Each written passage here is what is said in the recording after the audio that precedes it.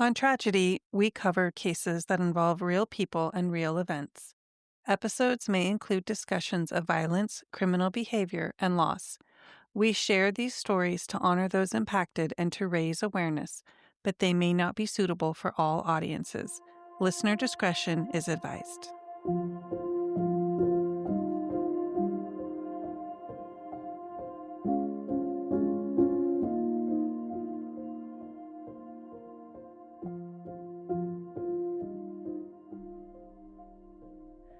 It's hard to imagine what Jacksonville Beach felt like that June evening in 1968. The sound of the waves, the glow of the lights, and a family out celebrating what should have been an ordinary night. 3-year-old Jonathan John Hagans was there with his parents and siblings, and before the night ended, he was gone. More than 50 years later, Jonathan's family is still searching for answers. Tonight we hear their story through the memories of his sister, who was 15 that night, and his brother, who was 5. Two voices remembering the same night in different ways and sharing their different perspectives. This is Tragedy, a true crime podcast.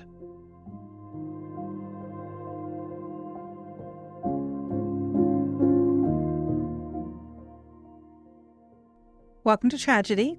I'm Elisa. And I'm Michael. Before we get started, I understand that you have some updates on our FOIA request for the Jonathan Hagans case. You want to share those with us? Yes, I do. Like with every other family story that we cover, I always reach out to local law enforcement under the Freedom of Information Act, which is what we call the FOIA. And so I have done that with Jonathan's case several weeks ago, and I received an email back from the records department at Jacksonville Beach PD asking me to reach directly out to the detective who covers the case. This is the first time something like this has happened. Sometimes we hear nothing, sometimes we hear no, but this time they directly said reach out to Detective Warren with Jacksonville Beach PD. So I sent that email over there, and I got a phone call earlier in the week.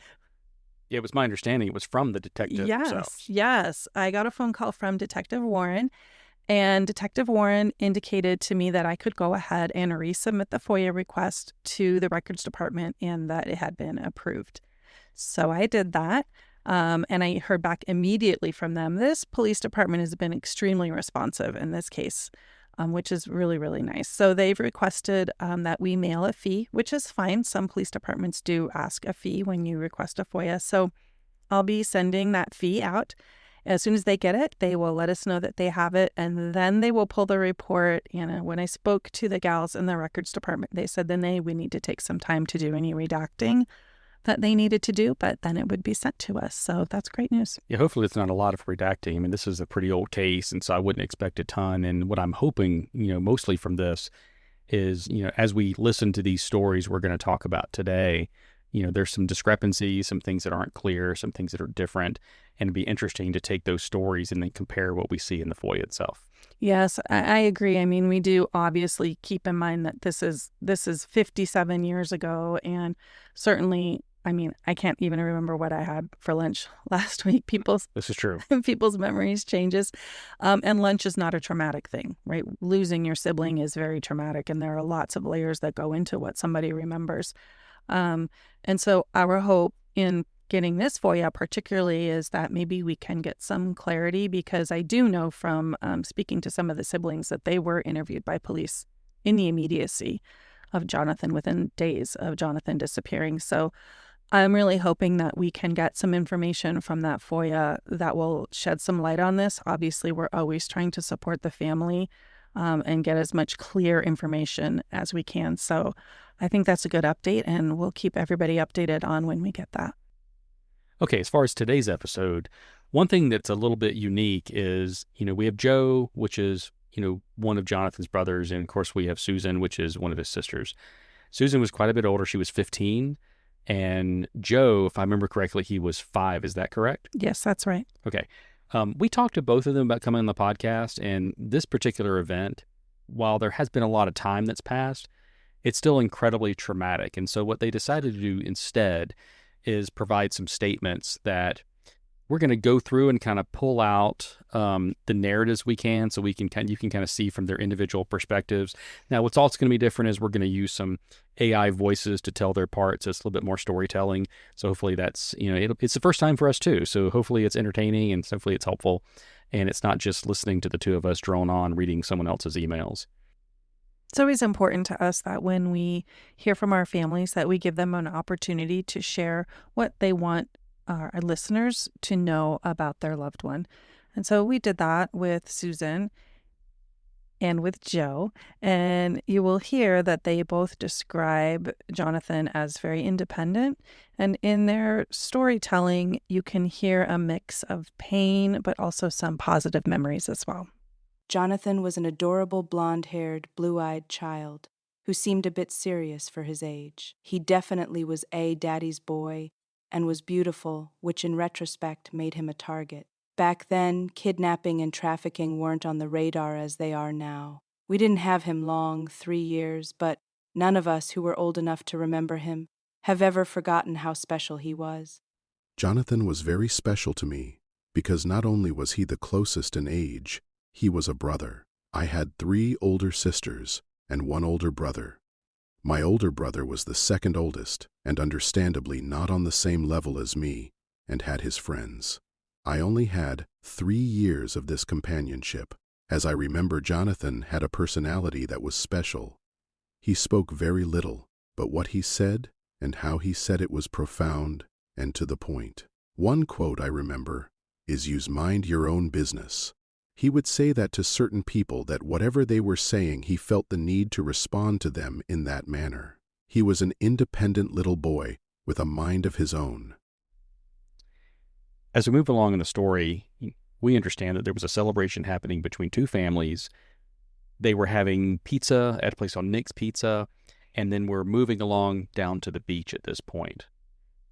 Yes, that's correct. They left Nick's Pizza and then they ended up at the 16th Avenue car ramp, and that's where our story continues. On June 11th, 1968, a Tuesday, I think, my mom decided to celebrate either my great-uncle's and his wife's anniversary or hers and my dad's, or both, just not sure. It was decided to go to Nick's Pizza at Jacksonville Beach after work, which would have been after 5 p.m. We stayed at Nick's Pizza longer than was planned as it was dark when we left. My mom had promised the boys they would go to the beach after we ate, but as it was so late, she said we should go home. The boys started crying and my dad reminded her that she had promised, so she relented and gave in. We went down to the beach proper, which was several blocks away, and ended up at a ramp on 11th Avenue. We parked at a bar there on the beach, and my dad took the boys down to the water, which was up to the ramp. It was high tide, to let them play for a bit. My girlfriend and I walked into the bar, not realizing that's what it was. And although we weren't asked to leave, we became uncomfortable with the attention we received from some male patrons there, and asked my mom could we go outside. She agreed, but told me and Becky to watch the boys and send Dad in. I know she regretted that decision the rest of her life. We did that, and we positioned ourselves on the ramp with me being further out, with the water past my ankles but not quite mid-calf. Becky was further up and the water was barely on her feet and the boys between us. I don't remember how long we were out there, but I don't think it was very long. I can say that as a 5-year-old I do remember vividly most events of that day. As I remember it, there was a place on the beach that served food and drinks on the north side of the 16th Avenue ramp going down to the beach. We arrived during daylight, and my mother and aunt sat inside, and my oldest sister, her friend, Jonathan, and I were allowed to sit at the base of the ramp leading to the beach. The building was an older building running parallel with the road and having a patio out in front facing the ocean. The patio was closed in by a railing. It was elevated from the patio down to the beach. I remember as the tide came in, we were told to sit at the top of the ramp and not to go down to the beach. I remember the building having glass facing the ocean and seeing my mother and aunt. They could see us as well. So at this point, it's late, it's dark. We've left Nick's Pizza and the family is down at the beach, and they seem to be in 2 separate locations. We have some family member up at this bar or restaurant, and then we have other family members who are on the ramp, possibly in or near the water. Yeah, what you're going to notice here, too, is this is when our story starts to deviate a little bit, and we're going to get into some more of those details later in the podcast, but just take note of them as you listen to their stories.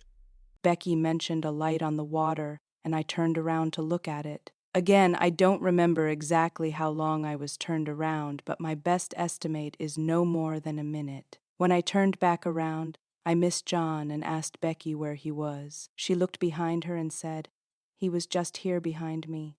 She was positive that he had gone up the ramp looking for my dad and was with him. We looked around, couldn't find him, and alerted the parents. All heck broke loose, and the rest of the night was mostly a blur. I do remember a bunch of lifeguards showing up from a meeting close by, and of course several law enforcement were there. Sometime later, my brother wanted to go inside with my parents, and I watched him walk to the door, that as I remember was a screen door, and he reached up and opened the door and went in. I turned around and faced the ocean again, and as I remember that was the last time he was seen. Some time passed and my father came out to check on us and asked us where was Jonathan, and we replied that he went in to be with them. This is when we all first realized that he was missing. This is the point in the evening where the family begins to understand that they can't find Jonathan. And I think as a parent, maybe several of us have had an experience where for a slight moment we lose track of our own children, whether it's in a grocery store or at the park. And so we can begin to imagine how chaotic this would be. And Susan talks about how it's just a blur and there's really nothing else from her at this point moving forward from the night. However, Joe is very specific about what he recollects as a 5-year-old. I saw a look in his eyes at that time that was hopeless and lost. As a 5-year-old, I felt my world come crumbling down seeing my father with that look on his face.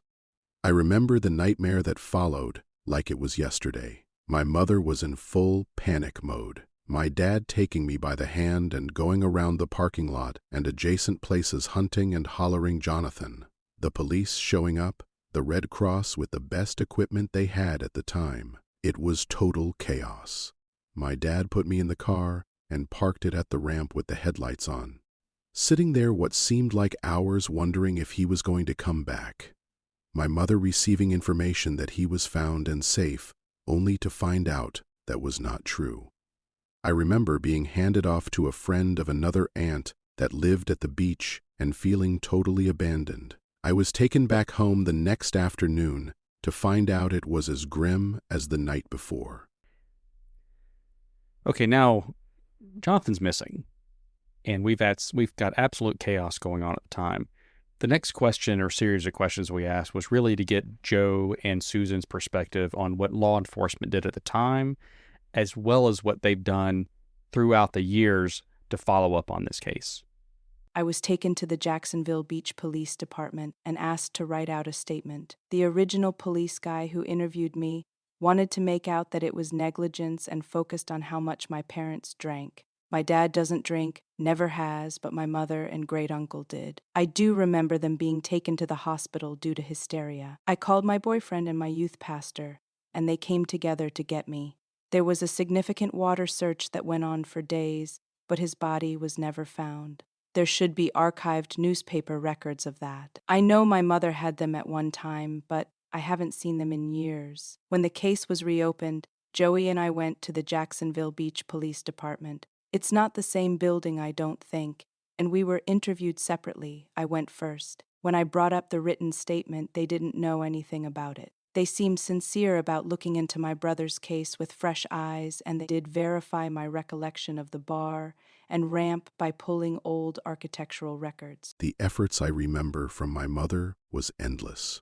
As a 5-year-old, I remember going to places in surrounding areas, even up into Georgia, following any lead she would find, going to courthouses and such to look at newspaper articles that were on file for leads or pictures. I remember going to the beach and sitting in the car at common areas for hours, waiting to see someone that might have kidnapped him. I remember the agencies giving up on him being alive, stating he was presumed drowned. As we close out sharing what we learned from Susan and Joe, we gave them an opportunity to speak about how Jonathan's disappearance has impacted them throughout the years. After I married and had children due to John's disappearance, I was definitely paranoid about my children being snatched, and consequently was overprotective and limited their activities. I think all of my siblings have had a form of that paranoia due to it, even if they weren't there or, like Julie, not old enough to remember the incident but lived in the aftermath. My children resented me being so in their business and checking up on them frequently, but now that they are older, they understand and sympathize. I used to panic if they were 5 to 10 minutes late getting home from school or from work when they got their first jobs at 16. My daughter has 2 girls, and although she wasn't as paranoid as I was, she has admitted to me that our loss of John and my hypervigilance with them made her more aware and careful. My daughter resides across the street from me now and is single at 52. I still get nervous when she doesn't arrive home from work at a normal time. She has a long commute to work, roughly 90 minutes, so even though she's grown and responsible, I find myself fretting about her safety when she's not home. It's unreasonable, I know that, but it's there.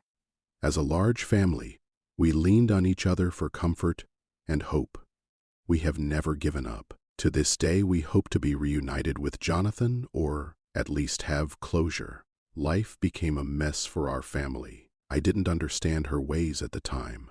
I know that it has affected all of us in a detrimental way, each of us differently.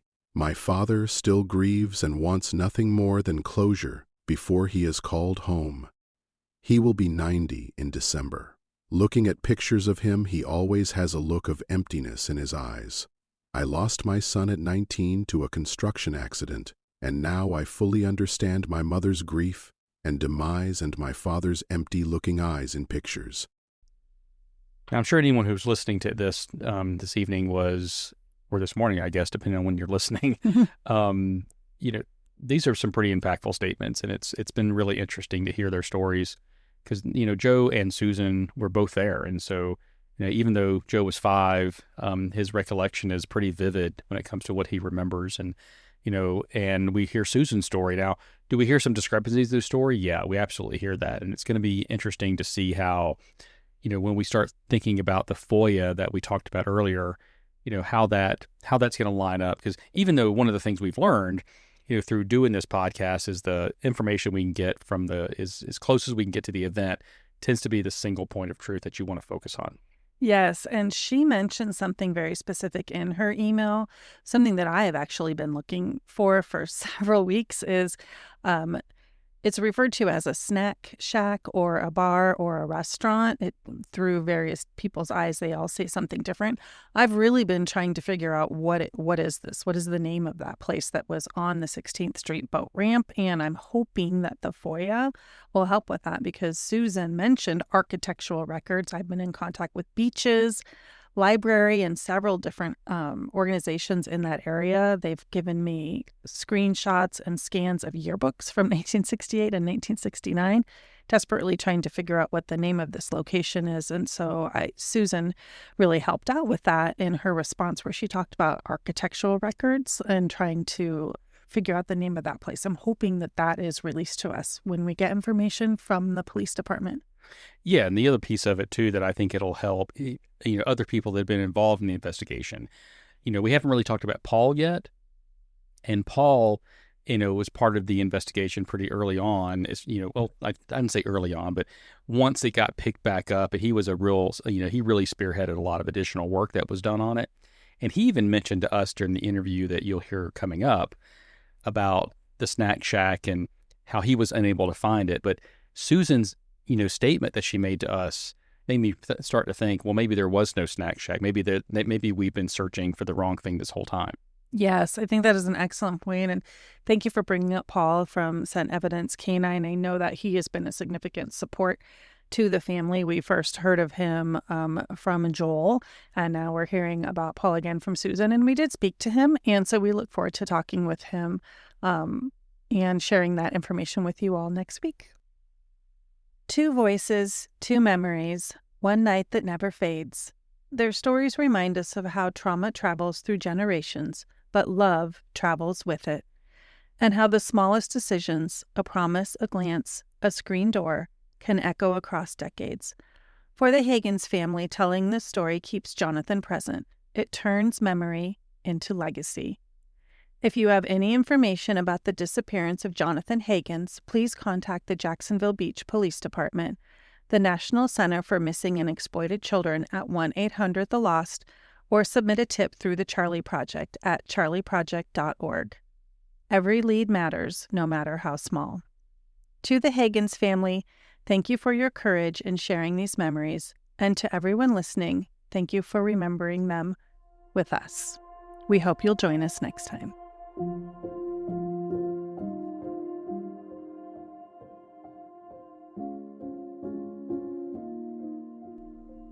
You've been listening to Tragedy, a true crime podcast. Our purpose is to honor victims by sharing their stories through the voices of friends, family, and those whose lives were forever changed. If today's episode resonated with you, we encourage you to subscribe, leave a review, and share the podcast so these important stories continue to be heard. Together, we can preserve their memories and ensure their voices are never forgotten. If you have ideas for cases we should cover or questions about what you heard, you can connect with us through our Facebook group, Tragedy, a True Crime Podcast, on X at Tragedy Podcast, by email at tragedyatruecrimepodcast@gmail.com, or by visiting our website, www.tragedyatruecrimepodcast.com. Thank you for listening, and we hope you'll join us next time.